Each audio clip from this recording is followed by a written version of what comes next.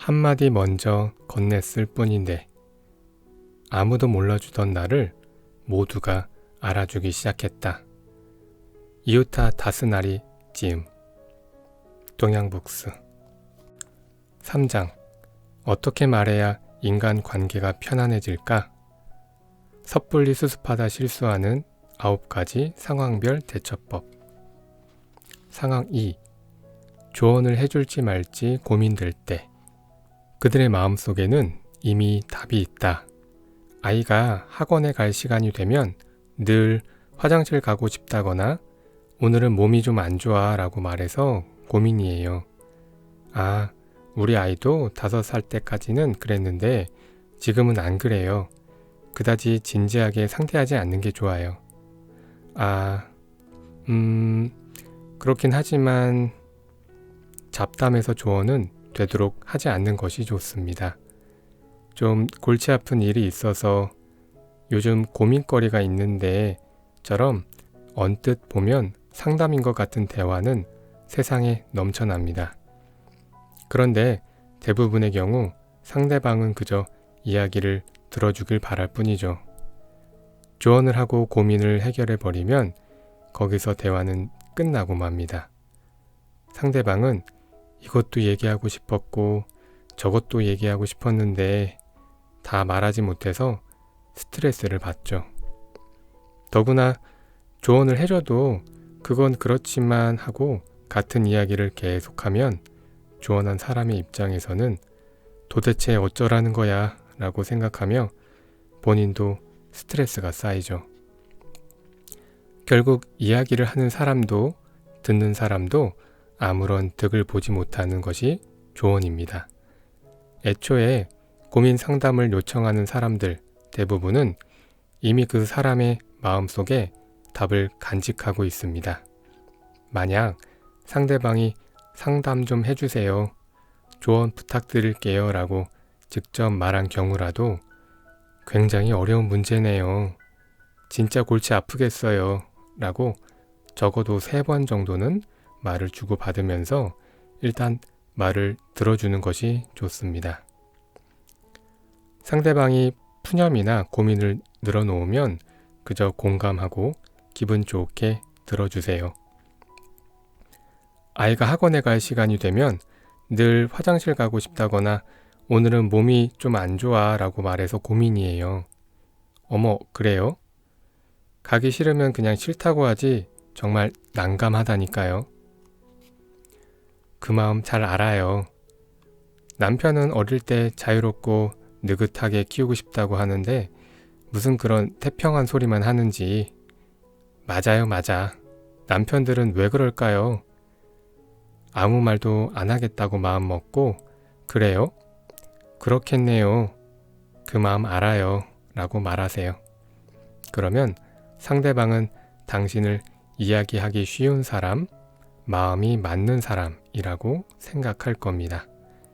그래도 만약 상대방에게 의견을 말하고 싶다면 아래처럼 질문형으로 말해보세요. 공감과 의견을 함께 전달할 수 있는 방법입니다. 내버려 두는 게 좋지 않을까요? 잘 못하는데 어쩌죠? 그건 아니지 않을까요? 포인트.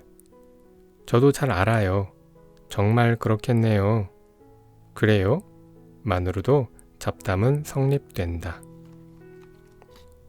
4장. 왠지 이 사람 또 만나고 싶다. 안 되는 일도 되게 하는 사람들의 9가지 말센스. 센스 1. 상대가 혼자 말하게 두지 않는다. 살짝 말한 후 상대방에게 바통을 넘겨라.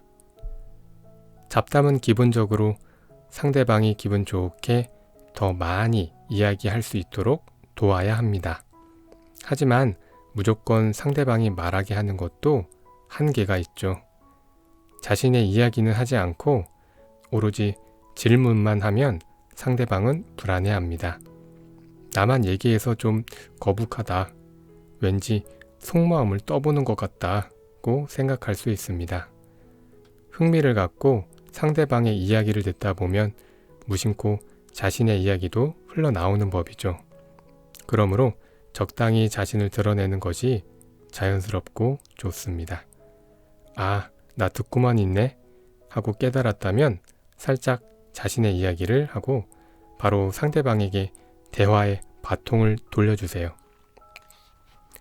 가평에 좋은 캠핑장이 있어요. 가평은 참 멋지죠.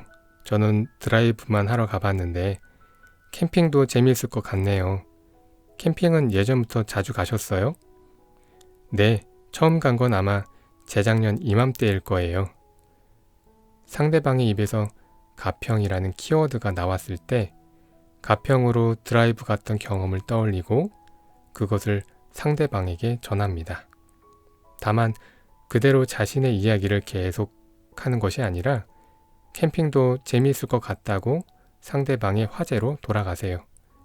잡담에서는 이처럼 균형을 유지하는 것이 중요합니다. 그 외에도 다음과 같은 표현을 쓸 수 있습니다. 저도 자주 뭐뭐 하는데요. 그런 적 없으세요? 저는 요즘 뭐뭐라고 생각이 들어요.